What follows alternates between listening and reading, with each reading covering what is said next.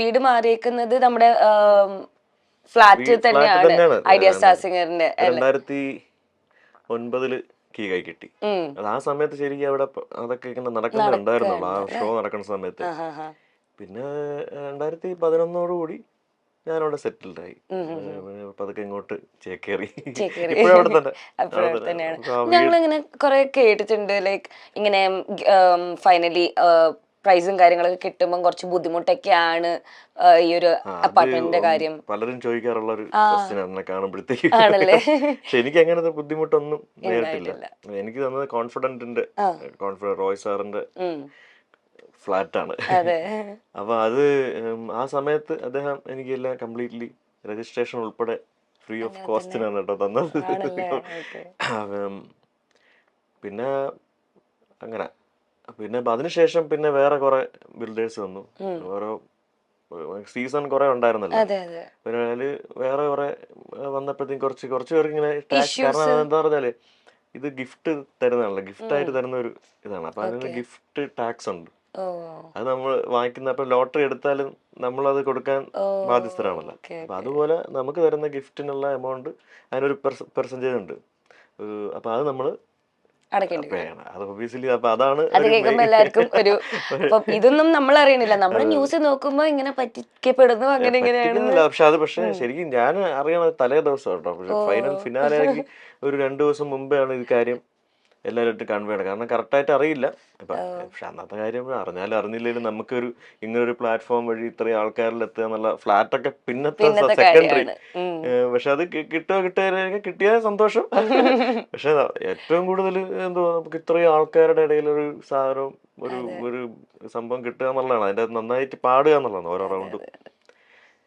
അപ്പൊ അതിലോട്ട് ഇപ്പൊ അങ്ങനെ പറഞ്ഞപ്പോ വലിയ ഇതൊന്നും തോന്നിയില്ല.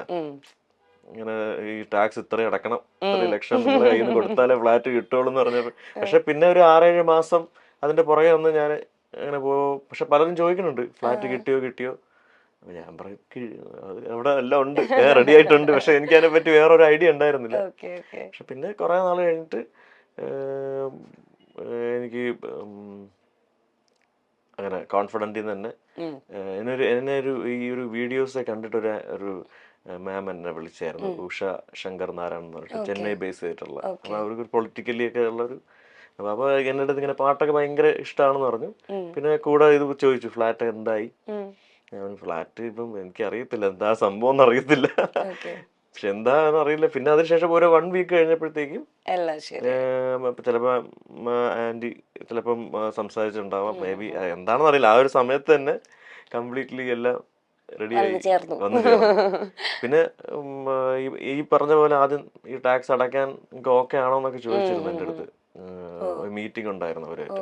ഞങ്ങള് എങ്ങനെയെങ്കിലും ഫ്ലാറ്റ് എടുക്കാം, നമുക്ക് അതിന് ഇപ്പം നമ്മളൊന്നും ചിന്തിക്കണില്ല, പക്ഷെ ഫ്ലാറ്റ് നമുക്ക് എടുക്കാം, എന്തായാലും ഇതുവഴി കിട്ടിയതല്ലേ എന്ന് പറഞ്ഞു. പക്ഷെ അവരെന്നെ ഡിസിഷൻ എടുത്ത് എന്നെ അവരുടെ ഒരു 2 വർഷത്തേക്ക് അംബാസഡർ ആക്കി കോൺഫിഡന്റിന്റെ. അപ്പൊ ആ ഒരു വകയിൽ ഇങ്ങനെ കംപ്ലീറ്റ്ലി സെറ്റിൽ ചെയ്ത് തന്നു.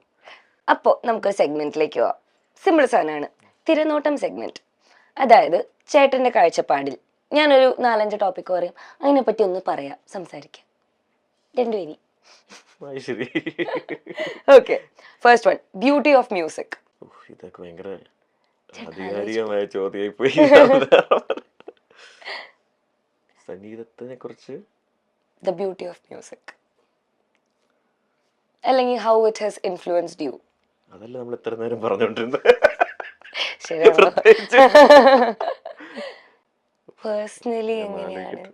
പേഴ്സണലി എങ്ങനെയാണ് ഒരു പാട്ടിന്റെ ബ്യൂട്ടി ചേട്ടനെ ഇൻസ്പയർ ചെയ്യാറ് എന്നുള്ളത് പറഞ്ഞു. പാട്ട് പാടുമ്പം നമ്മുടെ പേഴ്സണലായിട്ടുള്ള ഇപ്പം എന്ത് ഫീലിങ്സ് ഉണ്ടെങ്കിലും അത് മറക്കും എന്നുള്ളതാണ് അപ്പം എനിക്ക് മനസ്സിലായിട്ടുള്ളത്. എന്ത് ദുഃഖം ഉണ്ടെങ്കിലും പാട്ട് പാടി ആ ഒരു ദുഃഖത്തിനവിടെ സ്ഥാനമില്ല. അപ്പം മ്യൂസിക്കിന് വലിയൊരു പ്രാധാന്യം, നമ്മൾ അതിലോട്ടങ്ങ് മാറുക, നമ്മളെ തന്നെ വേറൊരു വഴിയിലേക്ക് കൊണ്ടെത്തിക്കാനായിട്ട് പാട്ടിന് പറ്റും. അതുപോലെ ഓക്കെ, മതി. അങ്ങനെയാണെങ്കിൽ അത് ഏത് പാട്ടാണ് യൂഷ്വലി ഇങ്ങനത്തെ ഒരു സിറ്റുവേഷൻ ഒക്കെ വരുമ്പോ പാടി നോക്കാറ് എന്നല്ല, പാടാറ്? ഗോ ടു ഗോ സോങ് ഉണ്ടോ ചേട്ടന്? അങ്ങനെ സ്പെഷ്യലി ഒരു പാട്ടൊന്നുമില്ല. ഏത് പാട്ട് പാടിയാലും ഇപ്പം ഒരുപാട് മാനസിക പ്രശ്നമുള്ള സമയത്ത് അല്ലെങ്കിൽ വിഷമം സ്റ്റേജ് പ്രോഗ്രാംസ് ചെയ്തിട്ടുണ്ട്. അപ്പം അന്നേരം നമ്മൾ പല പാട്ടുകളും നമുക്ക് വേറൊരു മൂഡിലോട്ട് മാറുക. ഓക്കെ. അത്രയും എക്സ്ട്രീം ദുഃഖമാണെങ്കിൽ പോലും നമുക്കൊരു മ്യൂസിക് ഉണ്ടെങ്കിൽ നമുക്ക് അതൊക്കെ മറക്കാൻ പറ്റും. That is the beauty of music. Beauty, നമുക്കെല്ലാം മറക്കാൻ മറക്കാൻ പറ്റും. പറ്റും. Okay. Music in daily life. വീണ്ടും സംഗീതം. സംഗീതം തന്നെയാണ്, എല്ലാം സംഗീതം റിലേറ്റഡ് ആണ്. പാട്ട് എപ്പോഴും കൂടെ ഉള്ളതാണ്. എവിടെ പോയാലും ഇങ്ങനെ മൂളിപ്പാട്ട് കൂടെ ഇരിക്കുന്നെല്ലാം ചോദിക്കും ഇങ്ങനെ ഫുൾ ടൈം പാടിക്കൊണ്ടിരിക്കുകയാണ്. പക്ഷെ അതേസമയം ഇവിടെ ഇരുന്ന് പാടിക്കൊണ്ടിരിക്കുന്നു. അതേസമയം കാറിൽ കയറി ഒരു പാട്ട് പ്ലേ ചെയ്ത് കഴിഞ്ഞാൽ ഞാൻ ഓഫ് ചെയ്യാൻ പറയും. അതെന്താ പരിപാടിയാ? എന്താണെന്നറിയില്ല. പക്ഷെ ഫുൾ ടൈം ചിലപ്പോൾ പാട്ട് ഇങ്ങനെ കൊണ്ട് നടക്കണോണ്ടായിരിക്കാം. ചില പാട്ടുകൾ ചിലതൊക്കെ റേഡിയോ എന്തെങ്കിലും കേട്ട് കഴിഞ്ഞാൽ പെട്ടെന്ന് ഓഫ് ചെയ്യും. ഓക്കെ. ചിലതിങ്ങനെ സമയത്ത് എപ്പോഴും ഇങ്ങനെ പാട്ട് നമുക്കത് പറ്റൂലെന്നായിരിക്കും. Okay okay. അതിനൊക്കെ ഒരു സമയവും കാലമുണ്ട്. സമയമുണ്ട് ദാസാന്ന് പറയുമ്പോൾ. അതെ. ഓക്കെ. റിഗ്രറ്റ്. റിഗ്രറ്റ് അങ്ങനെ അധികം റിഗ്രറ്റ് ഒന്നും ലൈഫിൽ അങ്ങനെ ഉണ്ടായിട്ടില്ല. അങ്ങനെ ഓർമ്മിക്കത്തക്ക റിഗ്രറ്റ് ഒന്നും. എന്നാലും ഒരെണ്ണം. തെറ്റുകളൊന്നും ചെയ്തിട്ടില്ലെന്ന്. അതാണ് അങ്ങനെ ഒരു വഴിയില്ലല്ലോ. പിന്നെ അറിയാണ്ട് പോയ പല കാര്യങ്ങളുണ്ട്. ഇപ്പം എന്നെ ഒരു മേജർ സിനിമ അത് എനിക്ക് ഉറപ്പ് പറയാൻ പറ്റില്ല. പക്ഷെ എനിക്ക് അതാണെന്നാണ് ഞാൻ കരുതുന്നത്. മങ്കൊമ്പ് സാറിന്റെ കോൾ ചെയ്തിട്ടുണ്ടായിരുന്നു ഇപ്പോഴും ഒരിക്കൽ. അപ്പൊ എനിക്ക് അന്ന് എന്തോ ഒരു ഷോ പുറത്തെവിടെ എന്തോ ഷോ കമ്മിറ്റ് ചെയ്ത് കാരണം എനിക്ക് ആ റെക്കോർഡിങ്ങിന് പോകാൻ പറ്റിയില്ല.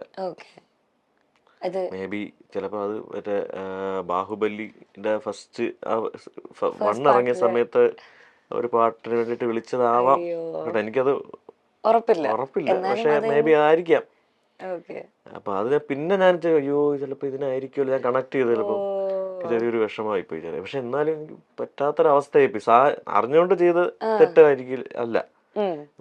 പ്രോഗ്രാം എന്ന് പറഞ്ഞാൽ പുറത്ത് കമ്മിറ്റ് ചെയ്തിട്ടുള്ള സംഭവം നമുക്കൊന്നും ചെയ്യാൻ പറ്റാത്തതാ. അറിയത്തില്ലായിരുന്നു. ഐ മീൻ മാറ്റാൻ പറ്റാത്തൊരവസ്ഥയായിരുന്നു. ഭയങ്കര അർജൻസി ഉണ്ടായിരുന്നു. ഹൈദരാബാദിൽ പോയി റെക്കോർഡ് ചെയ്യണം.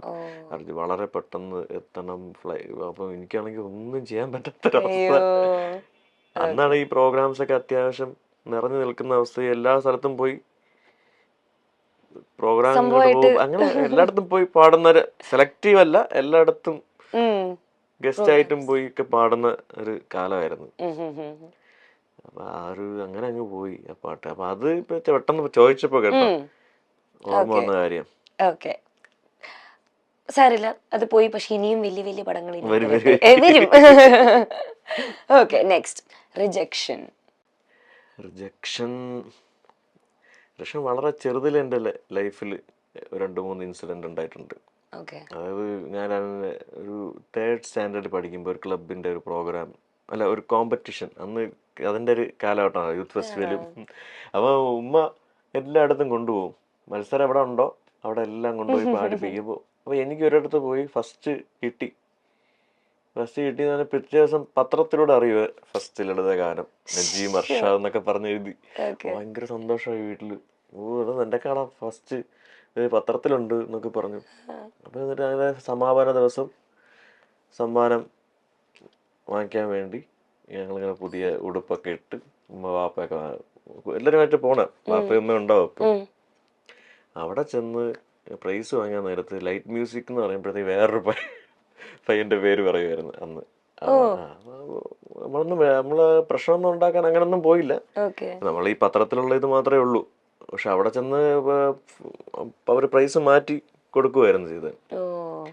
അപ്പൊ അന്ന് തൊട്ടേ ചെറുതിലേ ഉണ്ട് ഈ റിജക്ഷൻ ഇടക്കിടക്ക്. പിന്നെ ഒരു ഒരു ഹൈസ്കൂളിലൊക്കെ ആയ സമയത്ത് ഇതുപോലെ കലാപ്രതിഭ ഏറ്റവും കൂടുതൽ പോയിന്റ് കിട്ടുമ്പോൾ അത് ഈ പറഞ്ഞാൽ ഒരിക്കൽ എനിക്ക് ഒരു ഡിസർവിങ് ആയിട്ടുള്ളൊരു അവസ്ഥ വന്ന സമയത്ത് അവർ മാറ്റി കൊടുത്തു. പക്ഷെ ഇതിനൊന്നും നമ്മള് ഒന്നിനും പോയിട്ടൊന്നുമില്ല, അങ്ങനെ പ്രശ്നമൊന്നുമില്ല. പിന്നെ ലൈഫിൽ ഇങ്ങനെ ഇടയ്ക്കിടയ്ക്ക് വരും പല പാട്ടുകളും റെക്കോർഡിംഗ് ആണ്, അതിപ്പോഴും കണ്ടിന്യൂ ചെയ്തോണ്ടിരിക്കുക. പാടി നമ്മൾ ഒരു പാട്ട് അത്ര എഫേർട്ട് എടുത്ത് പാടുന്നതായിരിക്കും. അത്രയും ഹെൽത്ത് ഒക്കെ നോക്കി മെഡിസിനൊക്കെ കഴിച്ചിട്ടായിരിക്കും പല പാട്ടുകളും ഞാൻ പോയി. തൊണ്ടയൊക്കെ ചിലപ്പോൾ എപ്പോഴും നമ്മൾ വിചാരിക്കും പോലെ കയ്യിലായിരിക്കില്ല. അത്രയും ഒരു എഫേർട്ട് എടുത്ത് ഡെഡിക്കേറ്റ് ചെയ്തിട്ടാണ് ഒരു പാട്ട് പാടി ഒരു ഔട്ട് എടുക്കണം. ആ പാട്ടൊക്കെ വളരെ പുഷ്പം പോലെ ഷിഫ്റ്റ് ഡിലീറ്റ് അടിച്ച് പോയിട്ടുണ്ട്. Shift delete. അതെ, അതെ. സ്മാർട്ട് ഫോണുകളുടെ വരവുകൾക്ക് മുൻപ് വീടുകളിൽ ടെലിവിഷനുകൾ പ്രധാന വിനോദമായിരുന്ന ഒരു കാലമുണ്ടായിരുന്നു നമുക്ക്. സന്ധ്യയായി കഴിഞ്ഞാൽ ടി വിക്ക് മുന്നിലേക്ക് ഒരു വീട്ടിലെ എല്ലാവരും ഒത്തുകൂടുന്ന അതിമനോഹരമായ നിമിഷങ്ങൾ. സീരിയൽ ആയാലും കോമഡി ഷോകളായാലും സിനിമകളായാലും റിയാലിറ്റി ഷോ ആയാലും ആ സമയത്തിന്റെ മൂല്യം ചെറുതൊന്നും അല്ലായിരുന്നു. മലയാളത്തിലെ ടെലിവിഷൻ രംഗത്ത് നിരവധി റിയാലിറ്റി ഷോകൾ അരങ്ങ് തകർത്ത് വന്നിട്ടുണ്ട്. എങ്കിലും കാലം ഇത്ര കഴിഞ്ഞിട്ടും ഐഡിയ സ്റ്റാർ സിംഗർ എന്ന പരിപാടിയുടെ തട്ട് താന്നു തന്നെയാണ് ഇരിക്കുന്നത്. എല്ലാ വീട്ടിലും ഒരേ ചാനൽ വെക്കണമെങ്കിൽ ഈ പരിപാടിയുടെ സമയമാവണമായിരുന്നു. മലയാള ടെലിവിഷൻ സ്ക്രീനുകളിൽ തകർത്താടിയ റിയാലിറ്റി ഷോയായിരുന്നു Idea Star Singer. Idea Star Singer എന്ന പേര് കേൾക്കുമ്പോൾ തന്നെ മലയാളികളുടെ മനസ്സിലേക്ക് ഓടിയെത്തുന്ന ഒരു പേര് നജീം അർഷാദിൻ്റെതായിരിക്കും. 2007 സീസൺ തന്നെയാണ് ഇതിന് പിന്നിലുള്ള പ്രധാന കാരണം. ഒരു കൂട്ടം പ്രഗത്ഭരായ ഗായകരായ മിടുക്കരാണ് ഈ സീസണിൽ ഉണ്ടായിരുന്നത്. തുഷാർ MK, അരുൺ ഗോപൻ, ദുർഗ വിശ്വനാഥ് എന്നിവർക്കെതിരെ മത്സരിച്ച് 1ാം സ്ഥാനം നേടിയ നജീം അർഷാദ് മലയാളത്തിൽ ഉൾപ്പെടെയുള്ള ഭാഷകളിൽ തിരക്കേറിയ പിന്നണി ഗായകനാണ്.